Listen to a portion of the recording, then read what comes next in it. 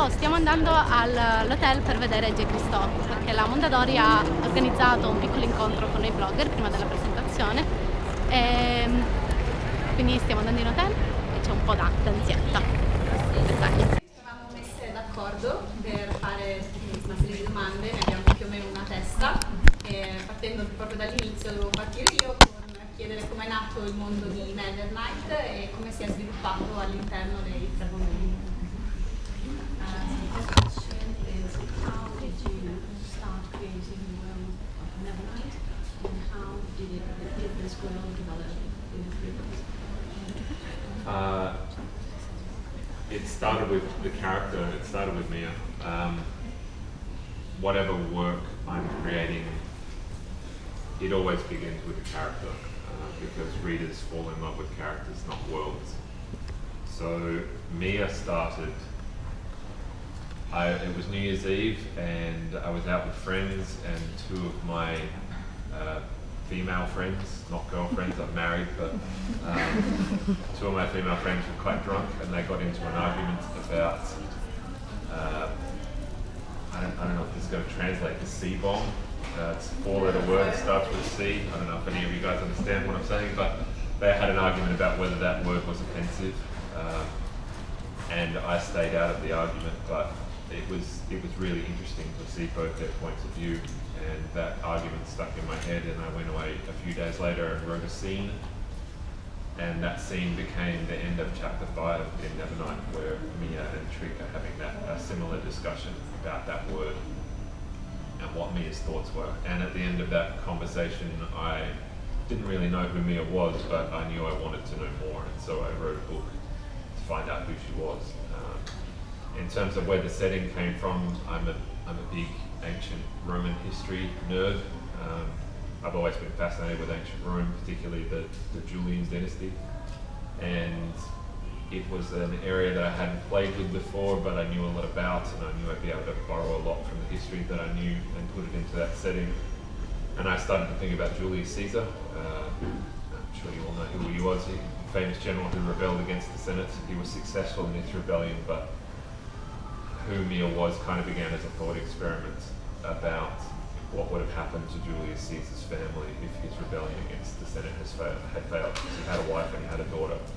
So I started thinking about what would have happened to them as people, and Mia became an exploration of that thought exercise. Tutto è iniziato con il personaggio di Mia, perché sicuramente i lettori si innamorano dei personaggi e non delle parole, e quindi ho iniziato ad esplorare questo personaggio, e l'ispirazione è venuta una sera, la vigilia di Capodanno, quando ero con amici e 2 mie amiche in particolare hanno iniziato a litigare sul fatto che, sapete che in inglese c'è una parolaccia che inizia per C, che è Kant, e quindi hanno pensato di discutere sul fatto che fosse offensiva o meno, e lui è rimasto fuori dalla discussione, però era interessante vedere i punti di vista di queste sue 2 amiche. E allora ho iniziato a scrivere una scena, che poi sarà la scena che leggete alla fine del capitolo 5, il dialogo fra Mia e Trick, dove parlano appunto di questa parola, e a questo punto lui non sapeva ancora chi fosse Mia, però sapeva che voleva scrivere qualcosa su questo personaggio, e come sapete lui è molto appassionato di storia romana, è un po' un nerd della storia romana, e in particolare della dinastia Giulia, quindi sapeva che poteva prendere in prestito molto da questo tipo di storia, e in particolare dalla figura di Giulio Cesare, che sicuramente tutti conoscete, un generale che si è ribellato contro il Senato. La sua ribellione ha avuto successo, ma si è chiesto cosa sarebbe potuto accadere se questa ribellione non fosse andata a buon fine, e soprattutto cosa sarebbe successo alla sua famiglia, perché lui aveva una moglie e una figlia, e quindi si è chiesto come sviluppare questa tematica nel suo libro. Grazie. Io ero curiosa di sapere perché hai voluto iniziare la serie dicendo subito, fin dall'inizio, che Mia sarebbe morta, e quindi facendo uno spoiler sul finale. Why did you decide to say at the beginning of the series that Mia would die? Because I'm mean.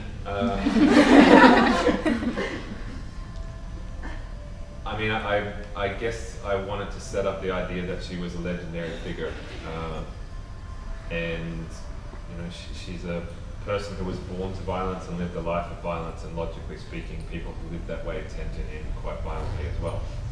But I guess I wanted to set up an expectation in your mind that you were on a journey that had a definite end, that the character that you were supposed to fall in love with was going to die, and build up a sense of anticipation and dread about how that was going to happen. So it was a way of getting you excited about the story.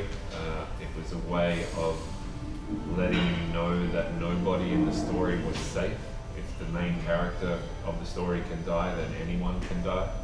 And for me to enjoy a book, I need to be afraid for the characters that I'm in love with. I want to be a little bit scared to turn the next page because I'm not quite sure I want to know what happened to them. So yeah, it was a way to set up a sense of anticipation and dread and excitement in the readers from the first page. And because I'm me.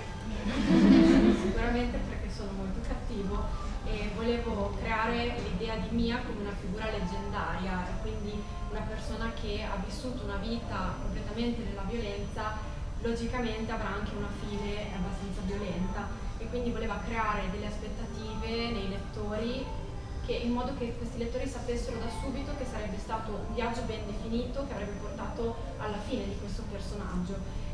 Inoltre questo aumenta la curiosità del lettore sicuramente, diventa entusiasta della storia, e anche perché in questo modo si capisce che nessun personaggio è davvero al sicuro, cioè se può morire il protagonista allora tutti possono morire. Quindi lui dice: quando leggo un libro voglio essere anche in qualche modo intimorito per la fine dei personaggi che amo, perché questo mi aiuta a sviluppare curiosità, e quindi è questo che voleva stimolare nei lettori, ecco. Thank you. Ben fatto. Io volevo chiedere cosa hai provato quando hai finito di scrivere la trilogia, ma soprattutto se avevi l'idea di questo grande successo che poi ha avuto. Cioè, te lo aspettavi? How did you feel when you finished writing the trilogy, and did you have an idea of the success that it would be? I felt quite sad when I finished this trilogy. I think this is the third trilogy that I've actually completed, and I don't remember feeling sad about it before. I'm always excited about the next thing. I'm excited now about the new series that I'm working on, but I think there's probably more of me in this series and in these characters than in the other series that I've worked on. So when I was saying goodbye to it, I felt like I was saying goodbye to a part of myself. But also I was aware that Mia as a character in particular had come to mean a lot to a lot of readers. And so I kind of felt bad for them that I was saying goodbye to her as well. So in the very last chapter, the Dicta Ultima of Dark Dawn, the narrator is talking to you, the reader, about the journey that you've been on. There's a lot of me in the sentiments that are being expressed by the narrator at that point. That's not only the narrator saying goodbye to the series, it's kind of me saying goodbye to the series.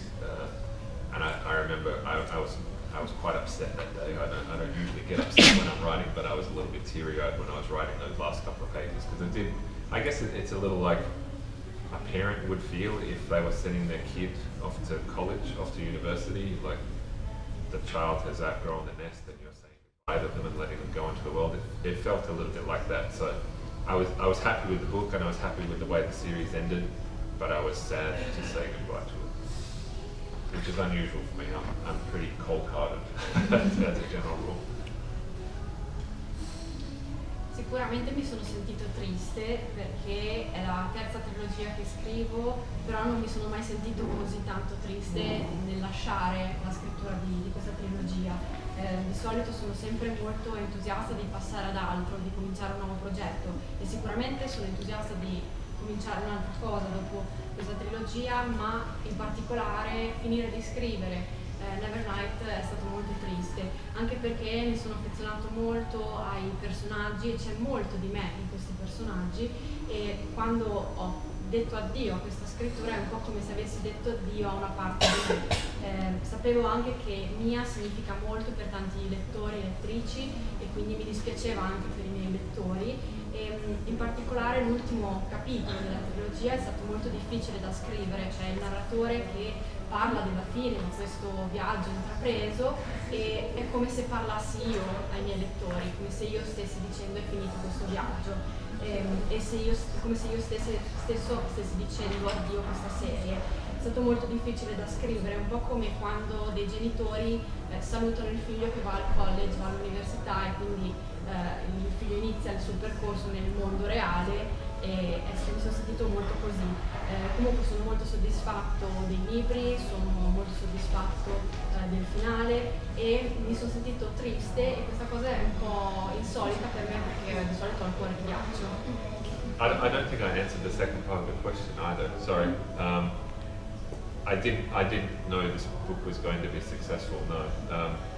When it first came out, my publishers in the United States, they didn't spend a lot of money on it and there wasn't a lot of fanfare about it. Like in Italy, it's had an amazing launch with a lot of investment from the publisher, but initially in America and the United Kingdom it was quite small. And the book grew over the course of 2 or 3 years because of people like you, because of the blogging community and Instagram and BookTube. It really started, it became what it became through word of mouth. More than any other series that I've worked on, the success of this series is owed to the readers, like the people who went to their friends and said, you have to read this book, or people who made Instagram posts or BookTube posts, or just went up to random strangers in the street, said, I read this book and you have to read it. So yeah, I owe a debt to all of you guys and to everybody around the world who has helped make this series what it is, because it's only because of you that I get to be here today. So thank you. Grazie mille. Per rispondere alla seconda parte della domanda, no, non sapevo che sarebbe stato un così grande successo, anche perché diciamo quando la trilogia è uscita negli Stati Uniti o nel Regno Unito non c'è stato un lancio così grande come sta accadendo qui in Italia, è partito come un fenomeno circoscritto e poi in 2 o 3 anni il libro ha avuto un successo esponenziale ed è tutto grazie a voi ragazzi che siete i miei lettori e che grazie a Instagram, YouTube, BookTube avete fatto un grande passaparola e quindi molto più che in altre serie DJ è successo questo, c'è stato un passaparola enorme e molte persone in tutto il mondo con post di Instagram, video su YouTube o anche solo andando semplicemente da un estraneo a dire devi leggere questo libro, avete creato il successo di questa serie, quindi devo tutto a voi, grazie mille. Sapevi già come si sarebbe conclusa la storia di Mia dalla prima stesura del primo libro? When you started writing the first book, did you know the ending? No. There's 2 kinds of writers in the world. They're called plotters and pantsers, or architects and gardeners. Plotters tend to plan out everything meticulously before they begin writing, and pantsers fly by the seat of their pants. They kind of make it up as they go. And I'm a pantser. So the analogy that I use, it's like I'm in a car and I'm driving to the city and I can see the city on the horizon, but I don't know what roads I'm going to drive down to get to the city. I kind of know where I'm going, but I don't know how I'm going to get there. So I knew Mia was going to die because I said that at the start of the book, but I wasn't quite sure how. And I wasn't sure who the narrator was going to be either. There were kind of 3 possibilities, and the narrator that I thought was going to be the narrator when I started writing ended up not being the narrator, it ended up being someone else. And that's the cool thing about writing for me, when the story or the characters that I'm creating surprise me as the author, chances are good that it's going to surprise the audience as well, the readers. So that's the exciting part about creating for me. I'm not quite sure where things are going to go or how things are going to end. So yeah, I had a rough idea of how it was going to end, but I had no idea how it was actually going to play out. And I wrote 3 different endings. And the one that I ended up using was the least depressing out of all of them. Like, the third one that I wrote was really, really dark, and it was very, very sad, and none of you would ever want to read it. But yeah, I have to. I find the story by telling it, I guess. I have to kind of wander into the dark, not sure where I'm going, in order to find the light switch, if that makes sense. Allora, ci sono due tipi diversi di scrittori. Un tipo di scrittore è quello che pianifica la trama fin da subito, quindi sa già esattamente dove la trama andrà a parare. Il secondo tipo di scrittori è quello a cui appartiene Jay, ovvero degli scrittori che si lasciano trascinare dalla trama mentre scrivono. Lui usa sempre questa analogia, è come guidare in macchina, vedere la città in lontananza, sapere di dover andare in quella città, ma non sa ancora come, non sa quale strada intraprenderà. E sapeva che Mia sarebbe morta prima o poi, l'ha scritto nella prima pagina del primo libro, però non sapeva ancora come sarebbe morta, non sapeva nemmeno chi sarebbe stato il narratore. Aveva 3 possibilità e il primo narratore a cui aveva pensato alla fine non è diventato il narratore vero e proprio che ha scelto nella stesura finale. Diciamo che la storia e i personaggi lo hanno sorpreso l'autore, e quindi da qui sapeva che allora poteva avere delle buone possibilità di sorprendere anche i suoi lettori. Sicuramente è molto entusiasmante scrivere in questo modo perché sapeva che c'era un determinato finale a cui voleva arrivare, ma non sapeva ancora come arrivarci. Ha scritto addirittura 3 finali diversi e ha scelto, diciamo, quello meno deprimente, perché gli altri 2 erano molto più dark, molto più tristi, sicuramente non mi sarebbero piaciuti. E diciamo che a lui piace trovare la storia mentre la scrive, quindi un processo che va avanti grazie alla scrittura. Qual è stata la parte più difficile da scrivere nell'intera trilogia? What was the most difficult part to write in the entire trilogy? The sex scenes. That's really weird. Because my mum reads all my books. And my wife is she's my critique reader. I have 5 different people that I give my books to read before I send them to my publishers, and they will send me back notes and tell me what works and what doesn't. And my wife is the first person that I sent my stuff to. So sending sex scenes to your wife is pretty weird. And I had never done it before, and I didn't really know what I was doing. I had a rough idea, but when I decided that I was going to do it, my wife, she reads a lot of romance novels and she reads a lot of erotica, and she has a kind of group of friends that read all that kind of books as well. And so when I decided I was going to do it, I got my wife and her friends to send me kind of like a highlights reel, like a best of, like the best scenes they could find. And then I just sat in my house for 3 days and just read pornography. It was a weird experience. But yeah, the idea that your friends are going to read your sex scenes and your mom is going to read your sex scenes and your wife, it's weird. So yeah, I felt usually when I write, I'm kind of by myself in my head, but when I was writing those scenes, I could feel people were judging me.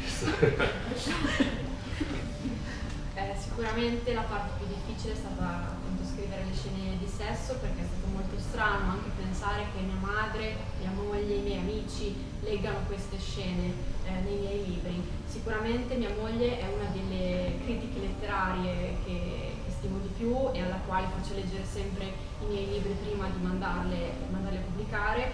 Ho 5 persone a cui mando i miei libri in anteprima e sicuramente la più importante è mia moglie, e quindi sicuramente è molto difficile scrivere queste scene di sesso sapendo che queste persone molto vicine a me le avrebbero lette. È un'esperienza che non avevo mai fatto, e mia moglie in particolare con un gruppo di amiche legge molti romanzi erotici, e quindi era come chiederle di fare un best of delle scene di sesso, e per qualche tempo in casa era come leggere della pornografia. È molto strano appunto far leggere queste cose a persone vicine a me. Di solito sono da solo nel processo della scrittura, invece per quanto riguarda le scene di sesso mi sentivo la gente sulla spalla che mi giudicava.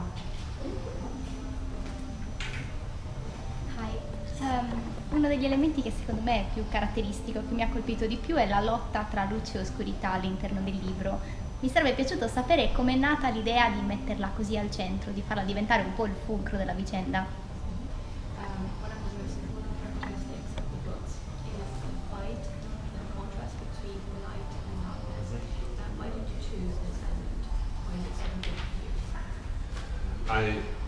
I guess it's quite a typical fantasy trope, light being good and dark being evil, and I wanted to turn that on its head a little bit. And I mean, Mia is a rogue character, she's a rogue archetype, and I wanted to give her shadow powers and darkness powers just because that kind of fits who she was as a character, an assassin who can manipulate darkness kind of made sense to me. But I wanted to put limitations on her as a character, and I wanted to build them into the setting. So the idea was I would give her all these amazing shadow powers, but the world that she lives in, there's no darkness, so she's not as powerful as she might be. Because if you build a character who's a god, the only thing that can challenge them is another god, and the power levels very quickly get out of hand. So I wanted to put limitations in the setting to keep her powers in check. But I also wanted to examine the idea that light is essentially good in any system that is out of balance. That, in my mind, inevitably leads to tyranny, inevitably leads to too much control being exerted. Whether the people who are in control think they're doing the right thing, chances are they're going astray towards tyranny. There needs to be an element of balance. So I wanted to show a setting where what is typically thought of as good and bright and wholesome still being corrupted by the advent of absolute power, absolute control. So yeah, it was kind of turning that typical fantasy trope of light being good and dark being evil on its head, and showing that typically life isn't binary, it's not black and white, it's shades of grey. So the whole series is kind of about that idea that morality and people and systems aren't usually black and white, things are more complex than they first appear. Praticamente l'idea era quella di sovvertire un po' il topos letterario del confronto fra luce e buio, perché è molto tipico in particolare del genere fantasy. Mia ha dei poteri legati alle ombre, si intona molto con il suo personaggio, il fatto che sia un'assassina, però ho voluto anche mettere dei limiti a questi poteri, perché sì, ha dei poteri legati alle ombre che però non possono funzionare sempre, perché la storia è ambientata in un mondo in cui non c'è l'oscurità in generale, quindi sapere di creare un personaggio che sembra un dio era pericoloso, perché a quel punto solamente un altro dio poteva sfidarla, quindi ha voluto porre dei limiti ai suoi poteri. E tipicamente la luce viene vista come qualcosa che rappresenta la bontà, qualcosa di giusto, di corretto, però in ogni sistema in cui c'è un unico potere, che può essere anche la luce, se non c'è equilibrio allora si crea una tirannia, comunque ci può essere una mancanza di equilibrio. E quindi anche questi mondi che sembrano perfetti perché dominati dalla luce nascondono in realtà corruzione e un potere troppo forte. Quindi lui ha voluto sconvolgere appunto questa dicotomia fra la luce e il buio, perché la vita di fatto non è o bianca o nera, è un insieme di sfumature di grigio, quindi c'è sempre la ricerca dell'equilibrio in questo sistema che non può essere univoco. Io mi aggancio alla domanda di Denise e rimango sulle ombre, perché è un tema particolarmente caro a me. Secondo te è davvero giusto associare le ombre alla paura o alle paure che ci portiamo dentro, oppure, come ci insegna Mia in un certo senso, le ombre sono solo un'altra faccia della luce, magari quella più densa, quella è il risultato delle nostre ferite, delle nostre solitudini? Let's go on talking about shadows. Usually we associate shadows with fear and something negative. But do you think shadows may be associated to light in a certain way because it's another part of light, maybe associated with the most dense part of our life? What do you think? Yeah, I mean, there's a line in the book that you can't have a shadow without light, and the brighter the light is, the darker the shadows are going to be. But yeah, the whole trilogy is kind of an examination of that thought. We typically think of fear as a negative emotion, and it can stop us doing the things that we need to do. It's like any emotion. If it's too far out of balance, be it anger or fear or sadness, then that's not a good thing. But a little bit of fear or a little bit of anger, a little bit of sadness can be motivating factors in our lives. You know, I tend to be quite an angry person as a general rule, but I use that negativity to fuel my creativity. Like the things that I get mad about, I write about. So I take that negative emotion and I channel it in a positive direction. And the trilogy is kind of about that. It's about Mia learning to deal with her fear. Initially she doesn't have any because her passengers take it away. But over the course of the trilogy, she learns to understand that it's a necessary part of life. You have to be afraid. You know, when you love someone, part of loving them is being afraid that they're going to leave. And when you make something, part of the joy in making it is knowing that it might break. And so part of being alive is being afraid. The important thing is to not let your fear stop you doing the things that you need to do. C'è sicuramente una parte del libro che voi ricorderete in cui si dice che non esistono ombre senza luce e più è intensa la luce più sarà scura l'ombra. Quindi di solito la paura viene associata a qualcosa di negativo che ci ferma, che ci impedisce di fare le cose che vogliamo fare. E diciamo che ogni tipo di sentimento, che sia la paura, che sia la rabbia, eccetera, o la tristezza, se ce n'è troppo di questo sentimento, allora ci saranno dei problemi, sarà negatività. Però in realtà un po' di paura può aiutarci a trovare la motivazione giusta per andare avanti. Io tendo a essere una persona molto arrabbiata in generale, ma tendo a canalizzare questa rabbia per sviluppare la mia creatività. Quindi le cose che mi fanno arrabbiare di solito sono anche le cose su cui scrivo e quindi tendo a sfruttare positivamente questa mia rabbia. E come sapete all'inizio Mia non ha paura perché viene sottratta. Tuttavia nel corso del libro capisce che la paura è qualcosa di necessario nella vita, che fa parte della vita stessa, e quindi questo è sicuramente un concetto importante. E quando amiamo una persona, allo stesso tempo abbiamo paura che questa persona scompaia, se ne vada, e quindi fa necessariamente parte delle nostre emozioni questo concetto.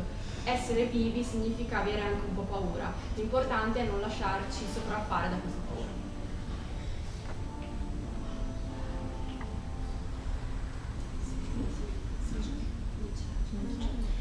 A chi ti sei ispirato per creare il personaggio di Mia e cosa c'è di tuo in lei?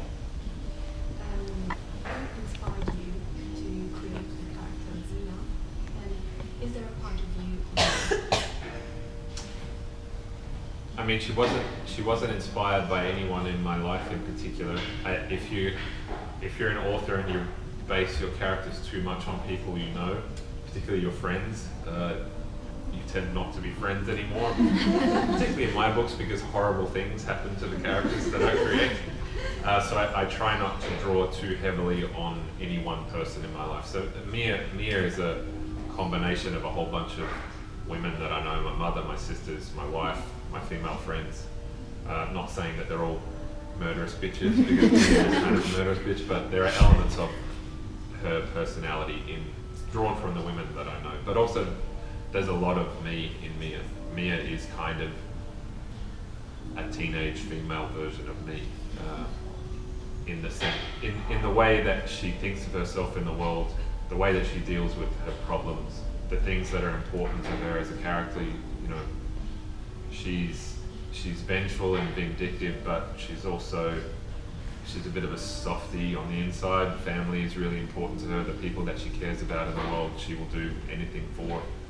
I'm kind of like that. I'm scary to look at, but I'm a bit of a teddy bear inside. So yeah, there's probably more of me in Mia than any other character that I've written. Maybe with the exception of Aiden from Illuminate as well. There's a lot of a lot of the questions that keep me up at night are the questions that Aiden asks itself over the course of that trilogy.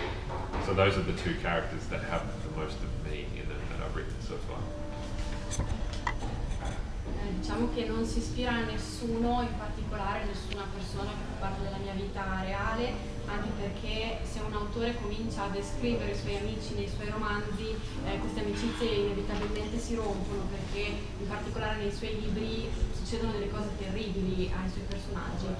Mia è diciamo una combinazione, un mix fra varie persone importanti per la vita di Jay, per esempio sua madre, sua sorella, sua moglie, alcune sue amiche. Questo non vuol dire che queste persone nella sua vita siano delle assassine, però c'è molto di queste persone in Mia. Inoltre c'è molto di Jay in Mia, in particolare lui dice che è una versione teenager e femminile di Jay stesso. C'è molto di Jay nel modo in cui Mia si vede nel mondo, le cose importanti per lei, i suoi problemi, le sue difficoltà. Lei è una dura sicuramente all'esterno, però ha anche un lato più umano, più soft all'interno, farebbe qualunque cosa per le persone che ama, e Jay è proprio così nella sua vita, quindi lui dice sembro un po' burbero, però in realtà sono un orsacchiotto. C'è moltissimo di me in Mia, e di fatto come nel personaggio di Aiden per la serie di Lumine, ecco, questi sono i due personaggi in cui lui si rivede di più. Allora, io mi collego a questa domanda su Mia perché in ogni volume ci viene mostrato un volto diverso della protagonista, cioè in un certo senso anche una crescita che lei compie, però mi chiedo quale dei tre volti che ci mostra nei 3 volumi è quello effettivo di Mia alla fine, l'assassina, la gladiatrice o effettivamente l'eroina oscura che dimostra alla fine. So Mia has very different characteristics in every volume. So there are like 3 faces of Mia, he said. So which is the right face of Mia? That's a good question. I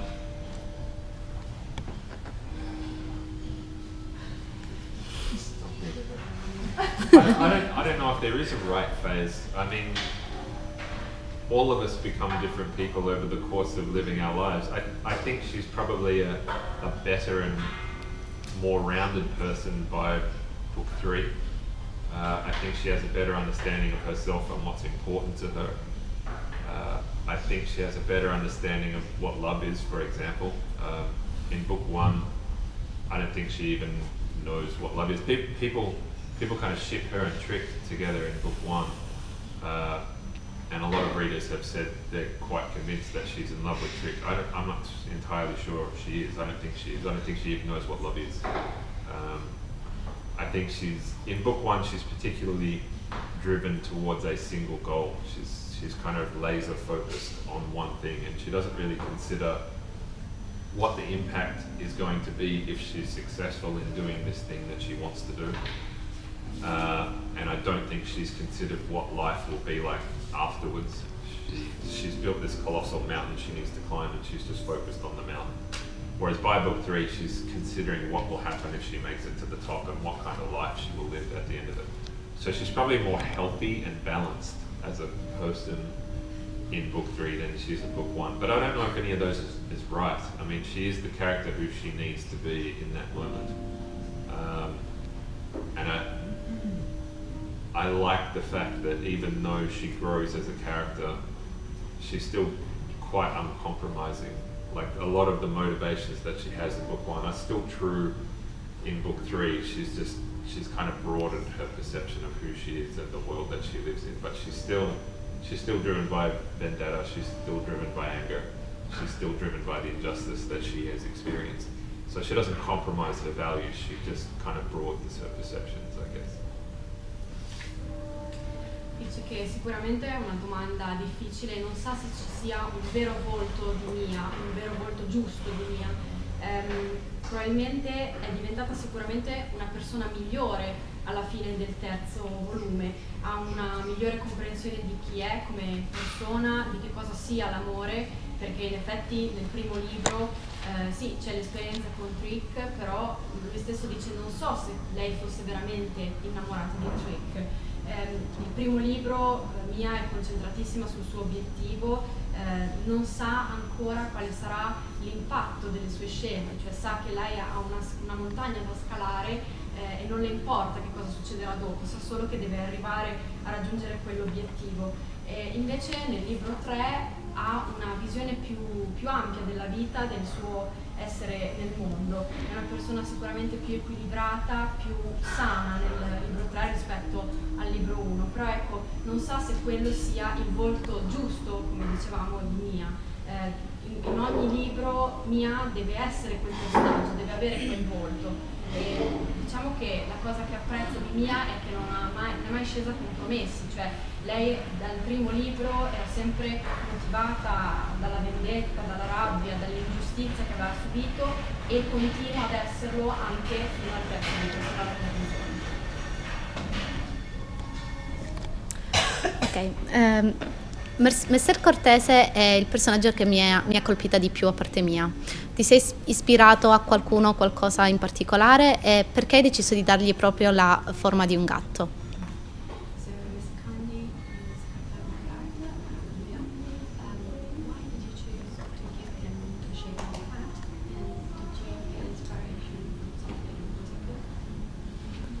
Yeah, so it was a comic book character. Her name is Emily the Strange. Do you guys know who? Yeah, I love it. Right. Yeah. So that visually was my inspiration for Mia. I kind of imagined Emily the Strange as growing up as a 16-year-old. And Emily was kind of surrounded by these weird cats. I never read Emily the Strange, but I would see her all over the place. A lot of the people I hang out with would have her on t-shirts or backpacks or whatever. Yeah. And the aesthetic of her she's just really cool to me. And so when I imagined Mia as an older character, she was kind of inextricably linked with a cat, with a shadow cat. And so I started thinking about how that would actually work. I actually don't like cats. I'm not a cat person. I'm a dog person. Yeah, me too. That's why. Right. But my wife's a big cat person. So I kind of thought, how can I make this character important to Mia above and beyond being a familiar? So I decided to make him the character that took her fear away, but also served as kind of a conscience and an advisor for her. Because she has no fear, Mia she's not afraid of consequence. She's aware of what could go wrong if I do this thing, but she's not afraid of those outcomes. So I thought Mr. Kindly could serve as kind of like Jiminy Cricket in Pinocchio. Like he tells her when she's about to do something stupid. He's the friend who warns her when she's about to go too far. So yeah, but visually the inspiration was Emily the Strange, just because it's kind of cool cat. Come avete capito, appunto la fonte di ispirazione è stato Emily the Strange, che è un personaggio che lui ha associato a Mia proprio visivamente, e lui non ha mai letto questo tipo di letteratura, però ha sempre visto le immagini, non so, sulle t-shirt dei suoi amici, e quindi ha associato subito visivamente anche la figura del gatto che c'è in Emily the Strange al personaggio di Messer Cortese, e voleva creare appunto questo legame con la figura del gatto, nonostante lui non sia un fan vero e proprio dei gatti, preferisce i cani, mentre invece sua moglie ama moltissimo i gatti.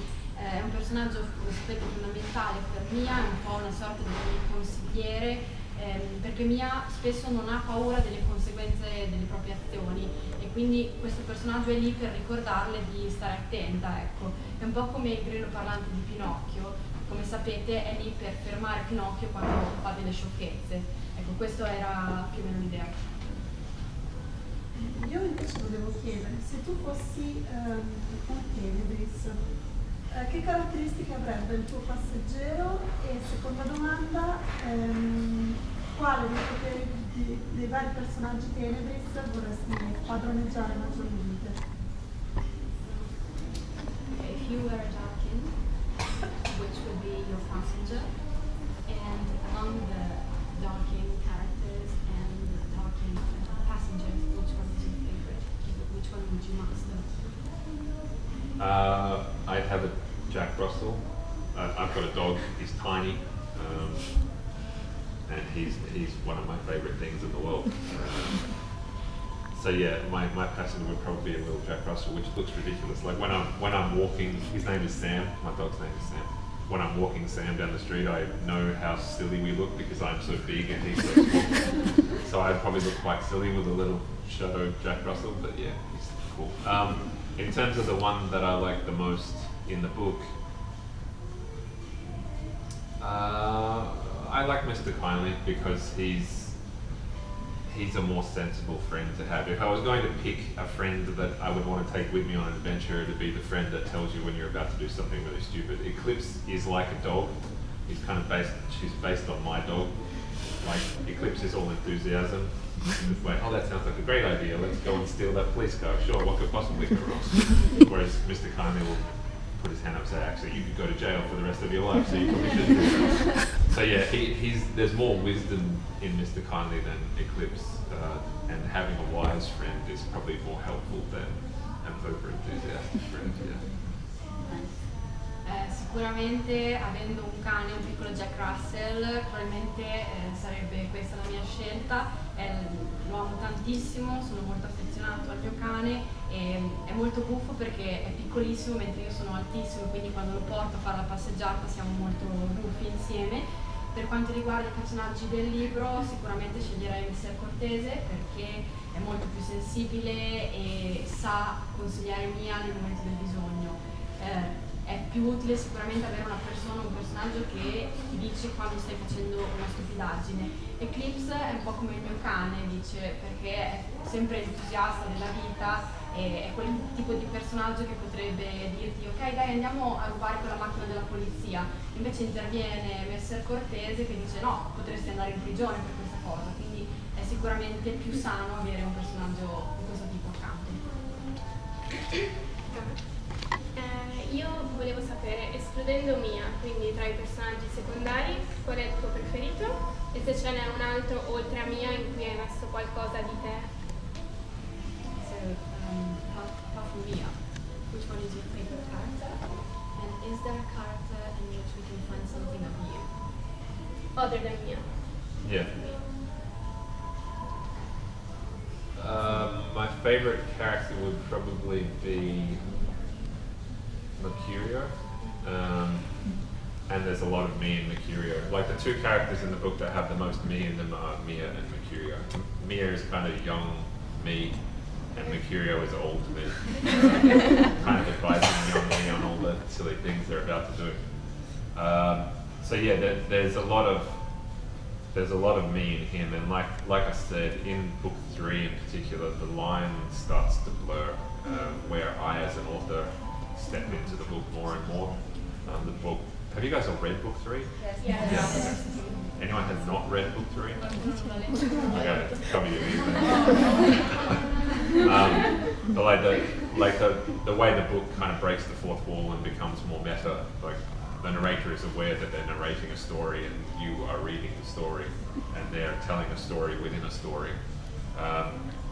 There's more of me being inserted as in Jay into the third book than the other books, and the way Mercurio sees himself and his relationship to Mia and the world, there's a lot of me in that, but also in his general outlook on life. Yeah, so if you want to know what I'll be like in about 20 years, it's Mercurio, and if you want to know what I was like as a kid, it's probably me. Yeah. Thank you. Ok, quindi sicuramente il suo personaggio preferito fra i secondari è Mercurio, c'è molto di Jay in Mercurio, i due personaggi in cui lui ha messo del suo sono appunto Mia e Mercurio, diciamo Mercurio è la versione anziana di Jay mentre Mia è la versione giovane. Nel terzo libro, come sapete, a un certo punto le linee iniziano a intrecciarsi e si cambia qualcosa, e in quel momento subentra molto più l'autore del libro e anche il narratore diventa più consapevole di star raccontando una storia e il lettore è più consapevole di starla leggendo. Quindi diciamo che in generale nel terzo volume c'è molto di Jay rispetto agli altri. È molto più simile la relazione che Mia ha con il mondo per quanto riguarda la sua esperienza personale, quindi se volete sapere come sarà Jay fra 20 anni potete guardare Mercurio, se volete sapere com'era da più giovane Mia. Io invece volevo chiederti, ho letto di tanti autori che magari hanno cambiato idea sulla fine di alcuni ucciso, poi ho detto no, mi sono pentita.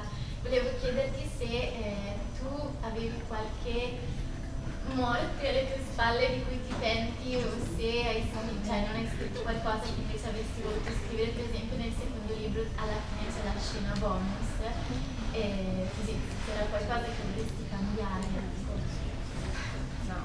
Okay, so many authors actually change their mind about the death of characters. Sometimes, for example, Jay Kristoff on the topic because she regretted letting him die. Has it ever happened to you? Would you change something in your books in general? No, not really. All of the deaths that happen in the trilogy happen for a reason. I try not to be arbitrary, and they have to serve the story, whether it be through forwarding the plot or just the absence of that character, making it more difficult for the characters that are left behind. So no, I mean, there's one character from the first book, Cassius, that a lot of readers ask me about, and they want to know more about him. But I mean, Cassius is basically a tall guy with long dark hair, and he's really mysterious. They are his three defining characteristics, and if you tell people about him, he's no longer mysterious. He's just a tall guy with long dark hair. So I don't know why readers gravitate towards him as a character, but they do. So maybe I shouldn't have killed him off in the first book. Maybe readers would have liked learning more about him and seeing the relationship between him and Mia grow, but his death served an obstacle for Mia. Like, he was the one guy who had the answers that she wanted. And my job as an author is to make Mia's life as difficult as it can be, because conflict drives story. So if there's someone there who just has all the answers that she needs, her life suddenly becomes very easy. So I have to take that away to make her life hard. So I don't regret taking him out of the story, but I understand that readers maybe would have liked a little more of him. But I'm glad I killed him when I did. Sicuramente tutte le morti che ci sono nei 3 volumi hanno un perché, hanno una ragione, sia per motivi legati alla trama in sé, oppure perché la loro assenza è importante per Mia o per in generale la storia. C'è un personaggio che è Cassius che viene ucciso e molti lettori gli chiedono perché l'hai fatto morire, perché è un personaggio interessante. Lui dice praticamente ha 3 caratteristiche questo personaggio: il fatto che sia alto, che ha i capelli scuri e che è misterioso. Se io vado a svelare troppe cose su questo personaggio non è più misterioso, quindi perde un po' la sua ragione d'essere. Probabilmente molti lettori avrebbero voluto che continuasse a vivere, però in realtà per Jay era un po' un ostacolo questo personaggio, perché lui aveva tutte le risposte agli interrogativi di Mia, quindi ha dovuto eliminarlo per mandare avanti il libro, e quindi non è dispiaciuto per averlo ucciso, insomma è contento della sua scelta, ma capisce che magari alcuni lettori avrebbero apprezzato se fosse continuato a vivere. Tocca a me. L'ambientazione in un romanzo fantasy è molto importante, Nevernight fondamentale. Quanto tempo ci è voluto e soprattutto quali difficoltà hai incontrato nel crearla? So the setting for fantasy novels is fundamental. How long did it take you to create the world, and what difficulties did you have?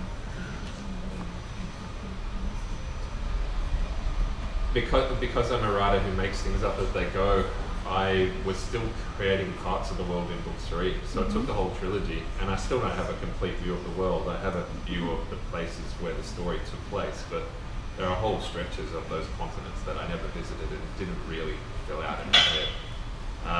But yeah, it's an ongoing process for me. I have to tell the story to find the story, and the setting is kind of the same. I will build parts of the setting as and when I need them. In terms of the political structure and the religious structures of the world, they came to me quite early because I knew I was going to be drawing on Roman history. I modelled the political structure of the Etruscan Republic on the ancient Roman Republic, and because I was setting it at a point where the Republic collapsed, I kind of drew on the Julian dynasty and the imperial side of ancient Rome as well. But yeah, it was an ongoing process, and it always is for me. Like, I'm quite jealous of authors who have a very clear picture of everything before they begin writing. I'm not that smart. And often, because I make things up as I go along, I'll sometimes wander down the wrong direction, I'll take the wrong turn, or I'll waste some time exploring something that doesn't actually need to be explored in the book. In the first book, I think I probably chopped about 80,000 words, and the book is only 160,000 words, so I wrote a whole half of another book in the process of writing the first book. It never made it to the pages, but it helped inform me about the world and about the characters that lived in it. So it wasn't wasted work, but often when you make it up as you go along, you tend to write a lot of words that you don't end up using. But yeah, it's an ongoing process for me. Thank you. Sì, sicuramente l'ambientazione è fondamentale, però come abbiamo detto io sono un tipo di scrittore che costruisce la storia e anche l'ambientazione strada facendo, ecco. Quindi non avevo all'inizio una visione completa del mondo che stavo andando a creare, sapevo che c'erano dei luoghi di cui volevo parlare, ma non avevo visitato nella mia mente tutta l'estensione dell'ambientazione. E sì, è un processo che segue il flusso della scrittura sia per la trama ma anche appunto per l'ambientazione. Per quanto riguarda la struttura politica e religiosa, diciamo delle istituzioni che vengono descritte nei libri, diciamo che questo avevo un'idea ben precisa perché mi sono ispirata alla storia romana, alla Repubblica romana, all'inizio dell'età imperiale, alla dinastia Giulia, quindi ecco, lì avevo un'idea ben precisa. Sono invidioso di quegli scrittori che hanno da subito un'idea ben chiara di quello che andranno a scrivere. Io non sono così intelligente, dice. A volte mi è capitato anche di sbagliare strada, nel senso che avevo intrapreso dei percorsi, delle descrizioni e poi ho cambiato idea. Nel primo libro ho cancellato 80.000 parole e contate che il libro è 160.000 parole, quindi aveva scritto una metà libro in più relativamente appunto alla descrizione di questo mondo. Poi ha deciso di cancellarla perché secondo lui non era utile, ma non è stato un lavoro sprecato perché comunque lo ha aiutato a informarsi, a informare lui stesso sulla costruzione di questo nuovo mondo. Ciao. Ci sono state delle influenze letterarie oppure no, che hanno contribuito a rendere il tuo stile di scrittura così particolare, e se ci sono state, quali sono state? Were there any influences that had an impact on your style? Literary influences or non-literary influences? Yeah, sure. I mean, in terms of writers that informed the way I write, William Gibson is a really big influence on me stylistically. The way he writes, he's a big fan of sentence fragments, and so am I. He kind of writes with a rhythm that matches the scene that the kind of scene that he's writing. So if he's writing action, his sentences tend to be kind of short, sharp, punchy, whereas if he's writing a dramatic scene, he tends to get more involved. When he's setting a scene, as in describing setting, he gets a little more lyrical. And he was the first writer that I noticed that would do that would kind of change up the way he wrote based on what he was writing. And he was the first writer that I really kind of studied how he was doing that. So he was a big influence, probably more than any other writer that I can name. In terms of other stuff that influences me as a writer, the music that I listen to. I always listen to music when I'm writing. I can't listen to music with lyrics because the words get in the way of my words. But I try to listen to music that's evocative of what I'm writing. So one of my favorite musicians, he's an Italian guy named Ludovico Einaudi, I'm sure you all know. I was listening to Ludovico stuff constantly when I was writing Nevernight. And there's a couple of different pieces that have different tempos and different moods. And so when I was writing an action piece, I would put on, The Tower or Eros. And when I was writing, a more dramatic scene, I'd put on Primavera or Divinare. There are different pieces of music that evoke different moods. And I'll also listen to a lot of movie scores as well. Not the soundtracks, but the actual orchestral scores, because they can they can put you in a certain frame of mind almost immediately. Like if you listen to a piece of music that's playing in Avengers under an action sequence, it kind of immediately puts you in a frame of mind of momentum and physicality. So movie scores for me are a good way to immediately put me in the kind of frame of mind that I need to be writing a scene. So music is a huge influence on me. And also the bands that I listen to with lyrics as well, even though they're not informing me while I'm writing, I often get a lot of my ideas from the lyrics that I listen to in the bands that I like. So yeah, music is a big one. Per quanto riguarda gli scrittori, sicuramente William Gibson. Per quanto riguarda lo stile, è uno scrittore che usa frasi molto frammentate e a cui mi sono sicuramente ispirato per il mio stile. Inoltre è uno scrittore che usa diciamo, il ritmo della scrittura in modo molto intelligente, cioè abbina il ritmo di scrittura al tipo di scena, cioè se c'è una scena con molta azione allora avrà delle frasi molto più brevi, invece se c'è una scena drammatica si soffermerà di più sulla descrizione, sui dettagli, e quindi è stata un'influenza veramente grandissima per il mio lavoro. È stato sicuramente il primo scrittore che io ho studiato a fondo per formarmi in quanto scrittore io stesso. Un altro tipo di influenza è quella della musica. Quando scrivo ascolto sempre la musica, non musica con parole, perché comunque entrerebbero in conflitto con le parole all'interno della mia mente, e cerco di usare musiche che evocano quello che scrivo. Ascolto molto Ludovico Einaudi e abbino anche qui i vari ritmi che la sua musica ha a quello che sto scrivendo, quindi alle scene, cioè abbino il ritmo al tipo di scena che sto scrivendo.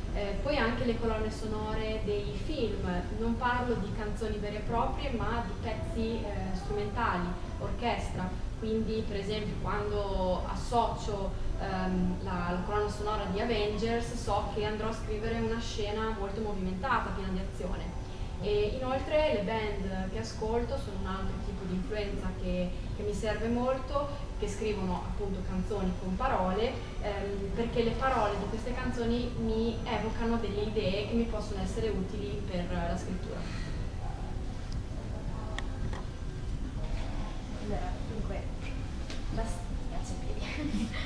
storia di Mia ha appassionato davvero tantissimi lettori che leggono anche generi molto diversi e soprattutto credo sia stato per il tipo di intrattenimento fuori dall'ordinario.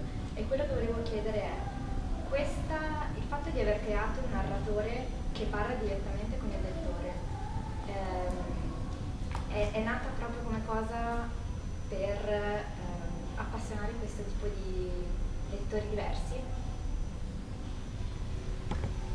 Okay, so the story of Mia is appreciated by many different kinds of readers who love different genres in literature. The fact that you used a narrator that actually addresses the readers, is it something that you particularly chose to involve many kinds of audience? No, that wasn't really the intent. When I first started writing the book, the style that I was writing it in was the narrator was very present. The voice of the narrator was very loud, almost too loud, and so I had to dial it down a little bit.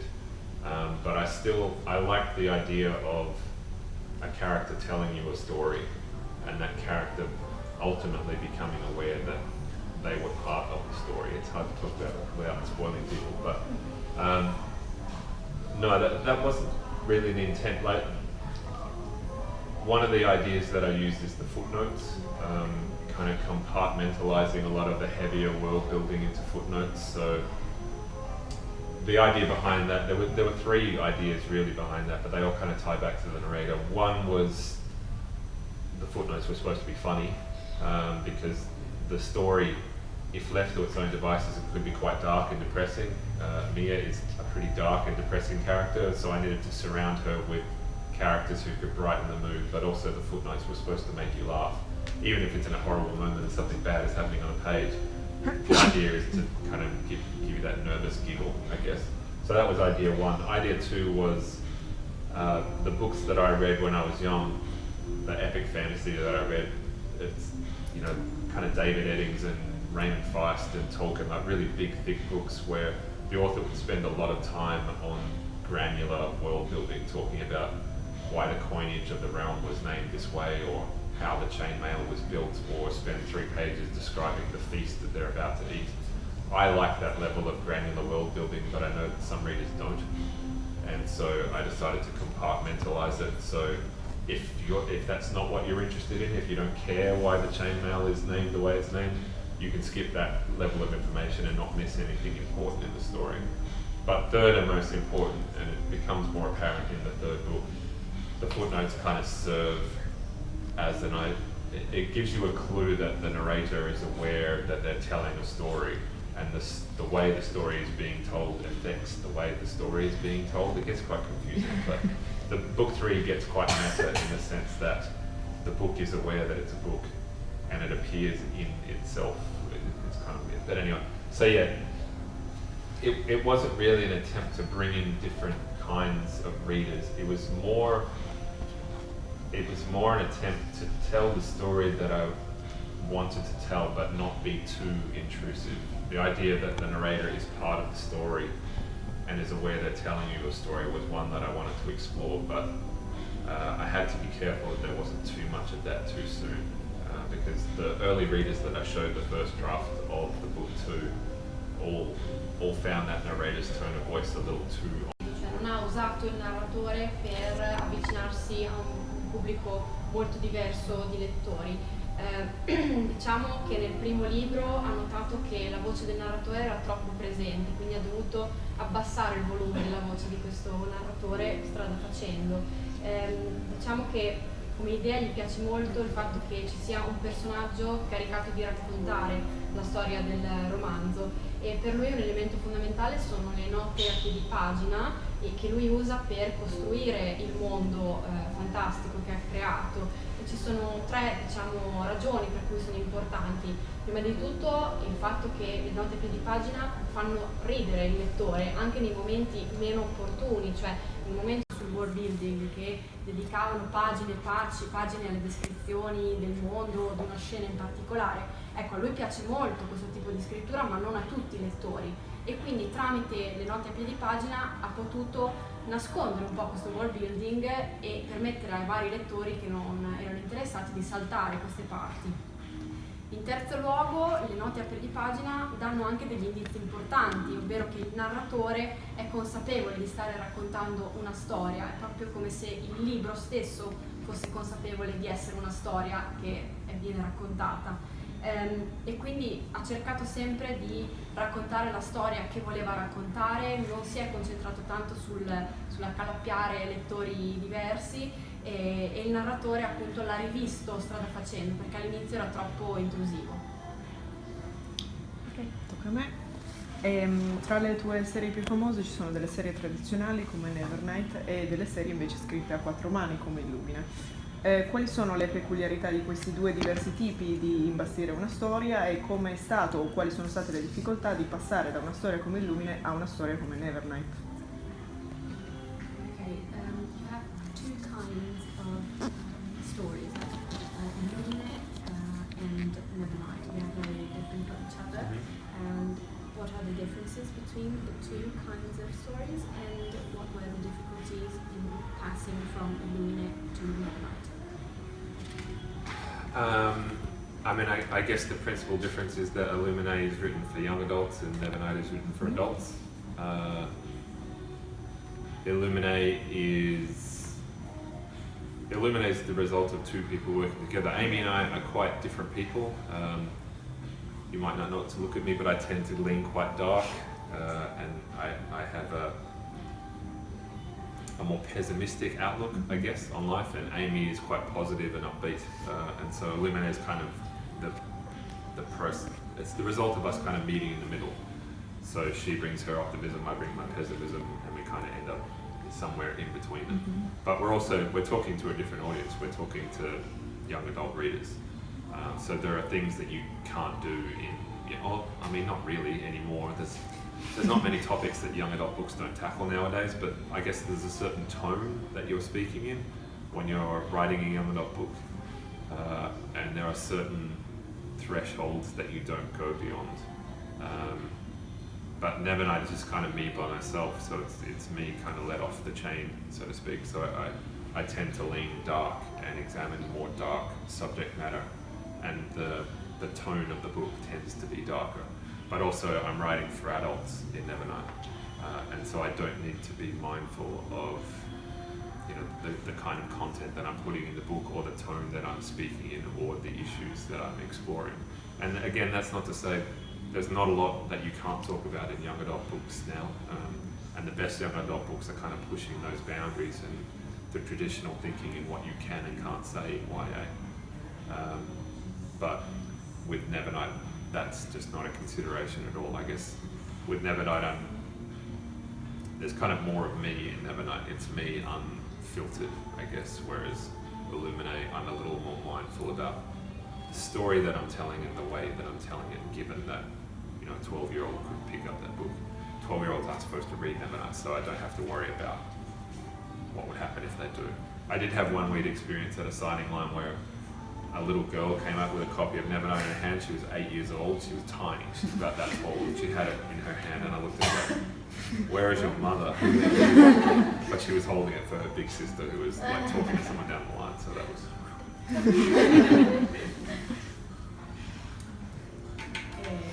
Sicuramente si tratta di due tipi diversi di scrittura, anche il fatto che Illumine sia stato scritto con Amy ha cambiato molto le cose, nel senso che io tendo a essere molto più dark, più pessimista rispetto a lei, e Illumine è un po' il risultato dell'incontro fra questi due modi diversi di vedere il mondo. Inoltre si parla anche di due tipi di pubblico diversi, Illumine è rivolto a un pubblico di giovani adulti, Never Night no, per adulti, quindi ci sono cose che non si possono dire o scrivere in un libro per giovani adulti, anche se adesso questi limiti sono stati in qualche modo portati oltre, però c'è sicuramente una differenza di tono se si scrive per giovani adulti o per adulti.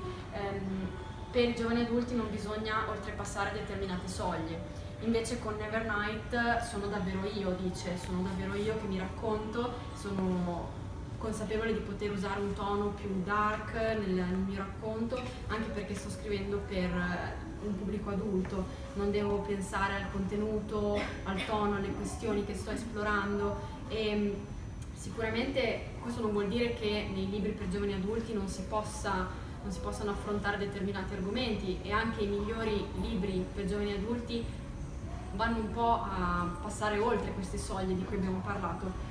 Però con Never Night sicuramente sono io senza filtri, non mi pongo nessun tipo di limite, invece in Illumine c'è sicuramente più questo filtro.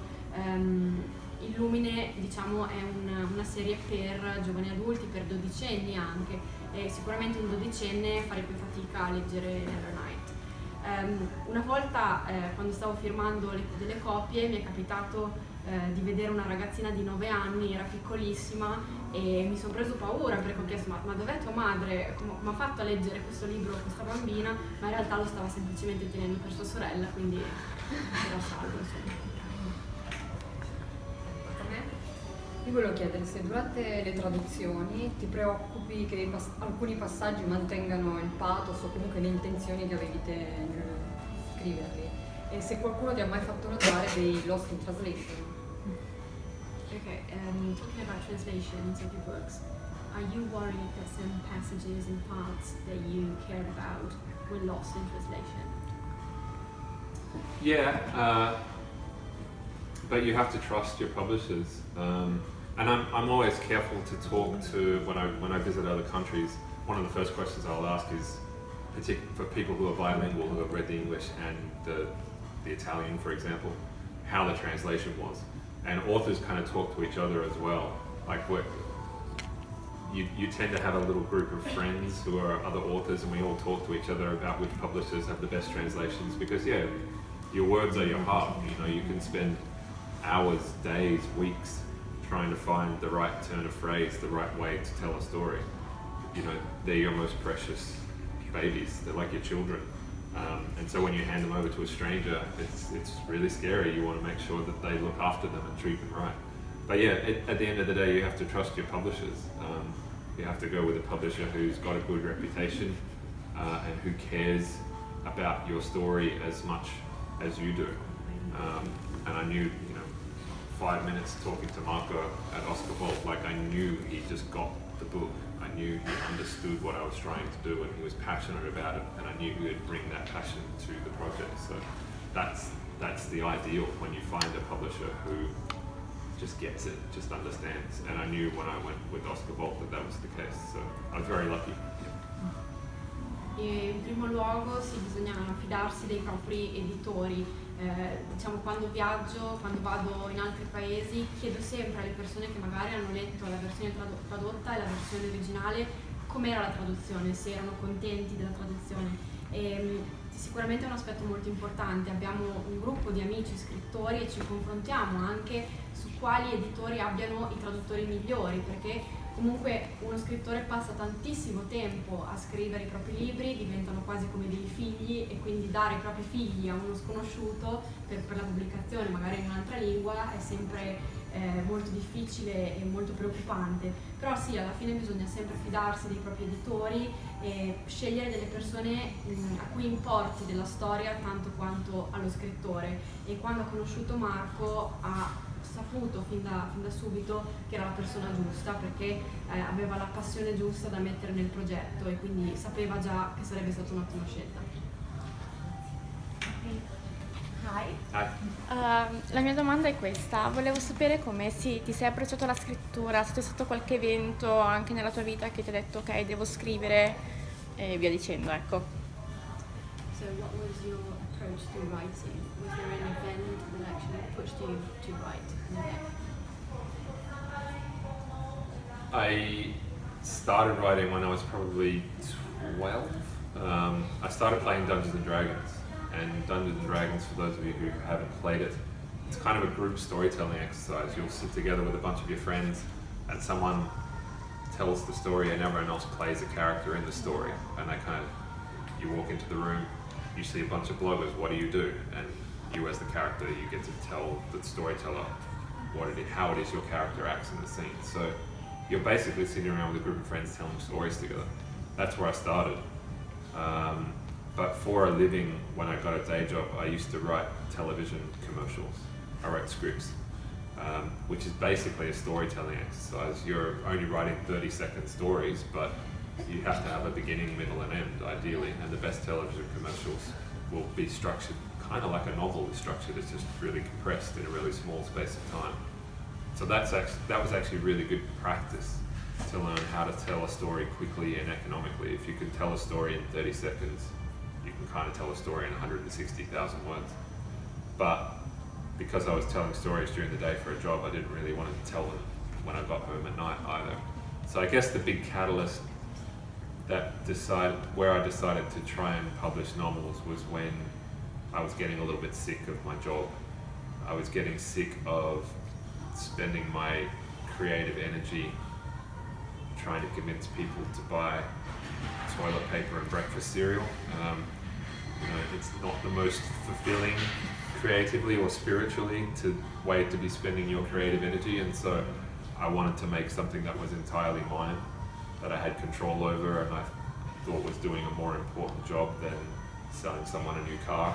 So yeah, I guess it started with dissatisfaction in my job and the desire to make something that I had control over. When you're writing television commercials, you're working for a big company, and there's a lot of people who get involved, and there's people on the client side and people within the agency. There's an English turn of phrase: too many cooks spoil the soup. Like too many chefs in the kitchen just get in the way and things get ruined. But when you're writing a novel, it's just you, and you have 100% control over whether it's good or it's bad. So yeah, that's what I wanted. That's where I wanted to be spending my creative energy. So, but I started quite late. I was probably 35 before I decided that I wanted to actually write a book. Thank you. diciamo, il processo della scrittura è qualcosa a cui io mi sono approcciato quando ero molto giovane, quando avevo circa 12 anni. Ho iniziato giocando a Dungeons and Dragons, sicuramente conoscerete questo gioco, che è un po' come riunirsi in un gruppo di amici e raccontare delle storie. C'è una persona che racconta una storia e assegna dei personaggi agli amici che iniziano a impersonare quei personaggi. Però diciamo il processo di scrittura vero e proprio come lavoro l'ho iniziato quando ho cominciato a scrivere per delle pubblicità per la televisione e in un certo senso raccontavo delle storie anche lì, delle storie di 30 secondi, molto compresse, molto, molto corte, ma in effetti la struttura della pubblicità è la struttura del romanzo, della storia, quindi un inizio, un corpo e una fine. Era come un romanzo in miniatura. È stato un grande esercizio per me come scrittore perché ho imparato a raccontare una storia molto velocemente. Se sappiamo raccontare una storia in 30 secondi sicuramente saremo in grado di raccontare una storia in 160.000 parole. E poi però quando tornavo a casa dopo il lavoro non volevo mettermi a scrivere altro, ero stanco e circa a 35 anni ho iniziato a provare un'insoddisfazione nei confronti del mio lavoro perché stavo sprecando la mia energia creativa e stavo sprecando la mia energia cercando di convincere i consumatori a comprare carta igienica o cereali per la colazione, quindi non ero molto soddisfatto del mio lavoro, volevo qualcosa che fosse totalmente mio, qualcosa anche che avesse un ruolo più importante e quindi diciamo che il mio processo creativo di scrittore è iniziato con l'insoddisfazione nei confronti del mio lavoro e con la voglia di avere più controllo sulla mia scrittura. E quando si scrive per le pubblicità della televisione c'è di solito una grande azienda che controlla il tutto, poi ci sono i clienti, insomma ci sono tante figure che intervengono nel processo di scrittura e quando c'è troppa gente di solito il lavoro si rovina, quindi volevo un controllo al 100%. Allora, sappiamo che ingredienti diverse e tue opere sono state acquisite per farne film, serie TV. E mi piacerebbe sapere quale personaggio secondo te potrebbe rendere meglio sullo schermo e quale invece sarebbe più difficile da rappresentare. We know that you sold some rights to film adaptations and TV adaptations. Which character, in your opinion, will be the best on screen and which will be the most difficult one to represent on screen?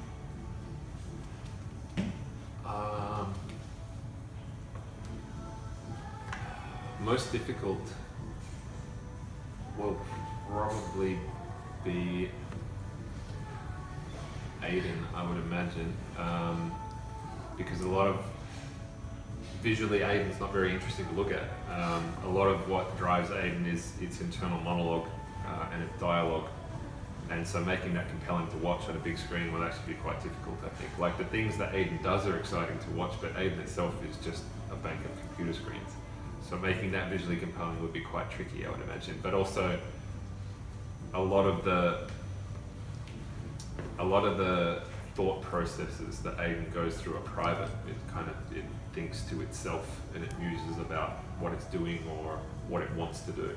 So you have to express that in dialogue in a television or film adaptation. And that can often be quite clunky when people start saying what they're thinking to let the audience know what they're thinking. It's quite hard to do well. So I think that would be the most difficult. In terms of what would be coolest, I mean, Mia watching those shadow powers actually manifest in the way that could play out on the screen would be really cool, particularly in book 3 when she kind of fully comes into her own during True Dark. I think that would be quite visually spectacular. But I've seen a few of the special effects tests that Piera is doing for the web series adaptation, and even watching like Mr. Kindly on the screen, it just looks cool. There's something about darkness and shadows that I just find exciting to watch. So I'm really looking forward to seeing the finished product. Sicuramente il personaggio più difficile sarebbe quello di Aiden perché ha molti monologhi interni, è un personaggio molto complesso, difficile da rappresentare sullo schermo e soprattutto ha moltissimi pensieri che dovrebbero poi essere esplicitati nei veri e propri dialoghi per lo schermo, quindi sarebbe un passaggio un po' difficile. Per quanto riguarda il personaggio più interessante, che non vedo l'ora di vedere, è sicuramente Mia, perché comunque con tutti i suoi poteri legati alle tenebre, alle ombre, sarà sicuramente bellissimo, in particolare per quanto riguarda il terzo volume, quando poi c'è il vero buio e tutto ciò che ne consegue. E stanno facendo delle prove con Piera, che è la produttrice, diciamo, di questa web serie che verrà pubblicata fra poco, e ha visto alcune anteprime, è stato molto soddisfatto, in particolare di vedere Messer Cortese e questo effetto delle tenebre sullo schermo, che comunque non era facile da rendere, e gli è piaciuto molto, è molto curioso di vedere il resto. Sono l'ultima. Ci hai detto che stai lavorando a una nuova serie sui vampiri che uscirà anche da noi l'anno prossimo, quindi volevo chiederti se potevi darci qualche anticipazione. They read that you writing something about vampires. It's a series that will come out next year as well. Yeah. Can you tell us something about it? Sure. So my new epic fantasy series is called Empire of the Vampire. Tonally, it's quite like Nevernight, so it's dark epic fantasy. Big books. It's based on, there was a real life historical event that happened in 536 AD, and record keeping back then wasn't very good, but the scientists suspect there was a volcanic explosion somewhere on Earth. It threw a whole bunch of particulate matter up into the sky, and so the sunlight got really dim. So the sun was still up and you could still see it, but it wasn't warm, and winter lasted like 8-9 months and summer was like autumn. So all the crops died and there were massive famines, and there was a whole bunch of war that resulted from famine, because that's what happened when people start starving. But also in my world, vampires are real. And so they realize that they can walk around during the day now. The sunlight doesn't burn them the way it used to. So in this country, a whole bunch of vampires kind of rise up and start taking the place over. And the story centers around, he's a vampire hunter. His name is Gabriel. And he was once this kind of heroic figure. He was a paragon of a religious order that used to hunt vampires. But he's in prison for the murder of the vampire emperor, and he's awaiting, it's like the night before his execution. And he's telling the story of his life to a vampire chronicler who's kind of recording everything. So structurally, it's a little bit like Interview with the Vampire meets Name of the Wind. Like, it's a guy at the end of his life, and he's kind of a broken and faithless man. He's lost his faith in himself, and he's lost his faith in God, and he's kind of at the end of his rope, and he's telling you the story of his life, how he kind of reached that point. So yeah, Interview with the Vampire meets Name of the Wind is kind of the idea. But it's in theory, it's coming out next year if I finish writing it in time. I'm actually going away at the end of Italy. I'm going to Prague, and I'm going to stay there for a month. My wife is going home, and I'm just going to lock myself in a room and write all day, every day. And in theory, I'll finish the book then and hand it into my publishers. So in theory, it should be out next year. And Oscar Bolt is going to publish it at the same time that it's published in America, so you guys won't have to wait. But yeah, it's also going to be illustrated, I guess, is the other difference. So as Gabriel tells the story to this vampire who's writing it down, because Gabriel kind of stops and thinks and ums and ahs, and the vampire is very fast, he starts drawing scenes from the story. So there will be a whole bunch of illustrations in the book that reflect either characters or scenes that you're reading about. So there's kind of a visual element to the story as well, which is really cool. Sì, il prossimo lavoro che sto scrivendo è The Empire of the Vampire, che uscirà il prossimo anno in concomitanza sia in Italia con Oscar Bolt e in America, e lo vedrete. Quindi è una serie epica, un po' simile a Nevernight, è un fantasy epico molto dark, come immaginerete, e si basa su un evento veramente accaduto nel 536 d.C. C'è stata probabilmente un'eruzione vulcanica che ha causato un'esplosione di particolato di materia che è andato nell'atmosfera, in qualche modo oscurato il sole, e quindi per 8-9 mesi il sole c'era però non si vedeva, quindi c'era un'atmosfera molto, molto dark, e questo accadimento ha causato anche la morte di raccolti, ha causato molte guerre, carestie, eccetera. E in questo mondo che lui sta creando nel suo libro i vampiri possono circolare liberamente, perché è un mondo appunto senza luce, non rischiano di bruciarsi, e il protagonista è Gabriel, che è il tipico eroe, faceva parte di un ordine religioso, fa parte di un ordine religioso che dà caccia ai vampiri, e diciamo che il libro è ambientato nel momento in cui lui deve essere giustiziato perché ha ucciso l'imperatore dei vampiri, e lui è incaricato cercato di raccontare la storia fino a quel momento, la sua storia fino a quel momento. È diciamo un mix di ispirazioni tratte da Interview with the Vampire e Name of the Wind, che sono stati due fonti molto importanti per Jay. Non sa se riuscirà a completarlo per il prossimo anno, ma ci si proverà fortemente. Dopo la tappa qui in Italia andrà a Praga e dopo si chiuderà in casa letteralmente per continuare a scrivere e pubblicare in tempo. Quindi in Italia verrà pubblicato da Oscar Bolt nello stesso momento in cui verrà pubblicato negli Stati Uniti. Altra cosa fondamentale è che è un libro anche illustrato, perché ritroverete molte delle scene che leggerete anche nelle immagini, perché Gabriel racconta la storia e allo stesso tempo viene anche illustrata, quindi ritroverete molte scene illustrate. In realtà avrei anche una domanda, so che non mi ero organizzata prima. Volevo sapere, hai creato la Chiesa Rossa, che è una scuola molto particolare, molto diversa, quindi ero curiosa di sapere come hai avuto l'idea delle materie, delle varie prove, anche della struttura della Chiesa, e soprattutto, io la ritengo un'idea geniale, però se c'è stato magari qualcuno che ha pensato che magari fosse un'idea disturbante il fatto che ci fosse una scuola che insegni a dei ragazzini, perché sono molto giovani, ad uccidere. Okay, so you created the Red Church, and it's a very peculiar kind of school. How did you get the idea of the subjects, of trials, and the structure in general of the Red Church?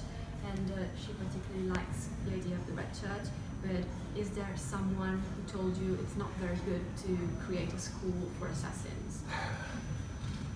I mean, the idea for the structure of it, I mean, it kind of flowed logically for me. Like, if you're a person who kills people for a living in a medieval setting, there would be certain things that you would need to be good at. You need to be able to sneak around, you need to be good with the sword, you need to be able to kill quietly. So I focused on the skill set that I imagined assassins would need in a medieval setting, and then compartmentalized it. And the teachers who taught those different streams were kind of informed by the subject that they would teach. You know, there's a lot of books out there that are set in a school setting. Name of the Wind is one of them. Harry Potter is another one. So, you know, the idea of a drama taking place within a school is not a new one. But I guess what I was trying to do is have the school reflect the thing that they were teaching. You know, when you're teaching a whole bunch of children to go out and be professional killers, it's going to be a cutthroat situation. But also when you're what is essentially a secret society, in which the Red Church is, how do you safeguard those secrets? How do you stop the people that you're teaching being turned into weapons to be used against you? So I had to instill the idea of loyalty and danger, and answer the question, what would happen to the students who failed?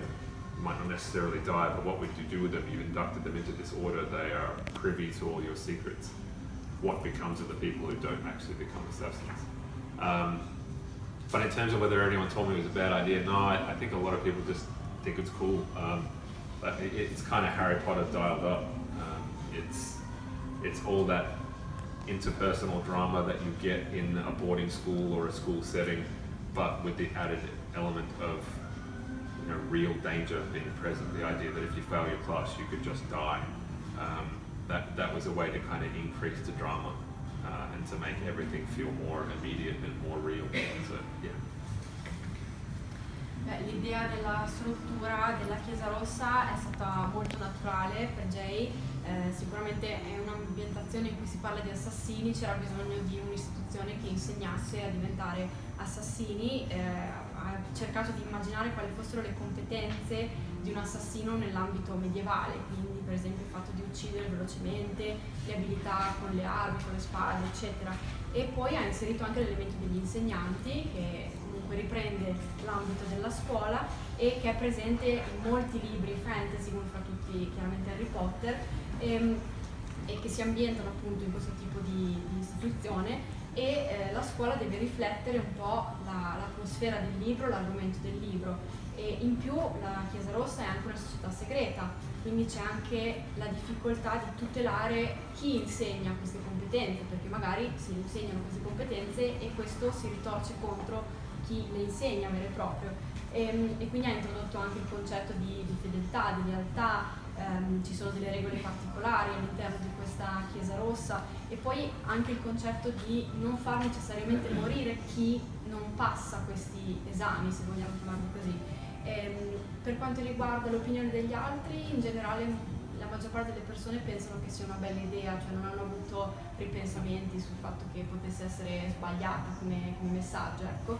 È un po' come Harry Potter, ma con l'elemento in più del pericolo, quindi in linea con l'atmosfera dark del libro, e mi piace anche molto il fatto che non tutti possono diventare delle lame, quindi chi fallisce potrebbe anche morire. Grazie.